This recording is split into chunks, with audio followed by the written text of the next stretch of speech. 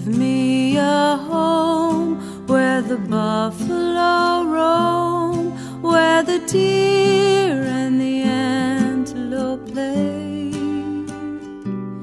These are the opening lines for a common U.S. folk song meant to invoke images of the American Midwest.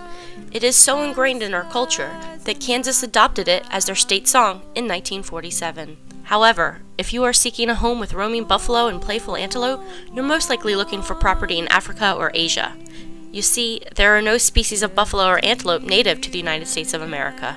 In the United States, we tend to use the words buffalo and bison interchangeably when referring to the same animal. However, they are actually two different animals. The United States has the American bison. The American bison has physical characteristics that are very different from a buffalo. The American bison has a notable hump at its shoulder. It has a massive long head surrounded by a woolly mane.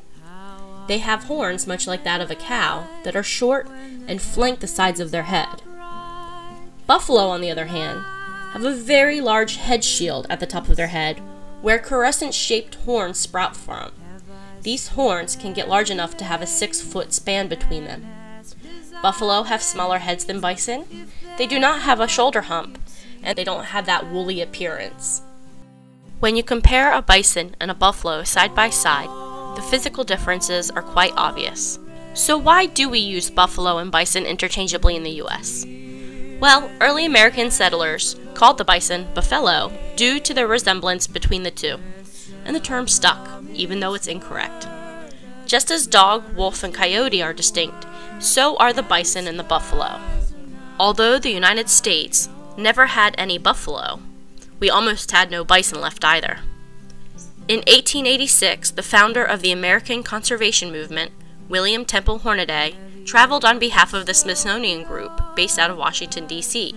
He traveled to Montana in search of specimens of the American bison to bring back to D.C. to study. He was shocked to learn that they were almost extinct, having been hunted excessively for their hide. Consequently, there were less than a couple hundred left in the wild. Hornaday brought live specimens back to D.C. with him and put them on display at the Smithsonian to educate the public about these animals and to generate interest in environmental conservation. The public loved the live animals, and after 5 years of lobbying, Hornaday convinced Congress to pass a bill officially establishing the National Zoo and allocating funds for the purchase of the land.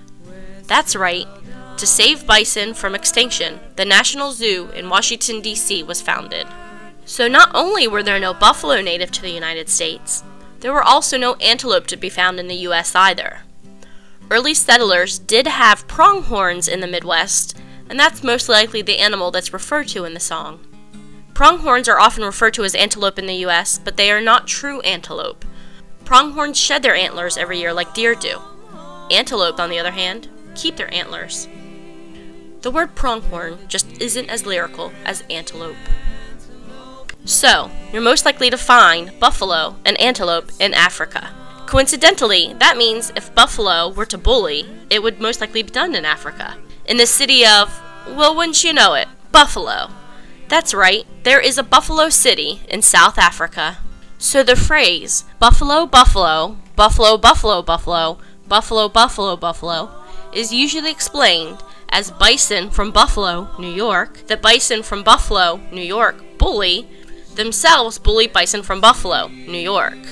However, since we now know that there wouldn't be a species of buffalo residing in New York City, but there is a Buffalo City in South Africa, the explanation sentence should actually read, African buffalo from Buffalo City, South Africa, the African buffalo from Buffalo City, South Africa bully, themselves bully African buffalo from Buffalo City, South Africa. Buffalo City, South Africa, where the buffalo roam, the antelope play, and the skies are not cloudy all day.